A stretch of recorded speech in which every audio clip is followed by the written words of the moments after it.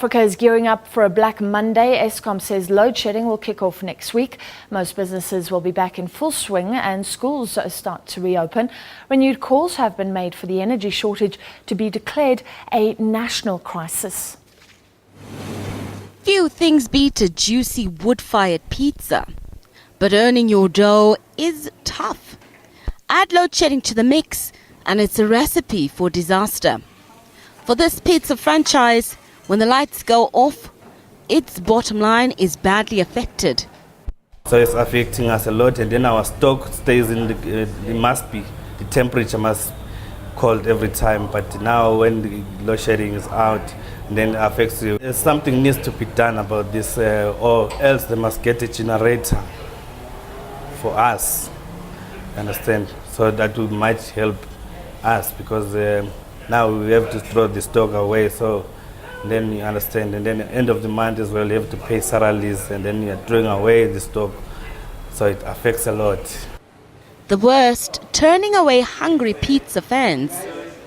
To explain to the customers, must get a generator, and that, but it affects us a lot of quality of our product. Doesn't come into that standard where we want it to be. The grid has been relatively stable this week, but within days, demand will outstrip supply. The demand for electricity has increased sharply from Monday onwards, and this is in line with the economy coming back to normalization after the Christmas period. So our reserve margin, the grid has been under pressure. In the country, we have a shortage of generation capacity, so any little problem that arises, unfortunately, gives us a problem. And again, a warning.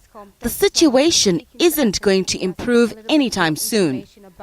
We're going to remain vulnerable certainly until the end of January and beyond that as well for the whole of summer. And this again is due to the fact that in South Africa we are short of generation capacity. We're building new power stations, but it's going to take some time. The first Medupi unit is only expected to be switched on by June. The biggest loser, the economy. Experts believe it could have been 10% bigger had there been sufficient electricity. The loss about 300 billion rand annually, and as many as 1 million jobs since 2008 when the crisis started. Nozindombi Mia, SABC News, Johannesburg.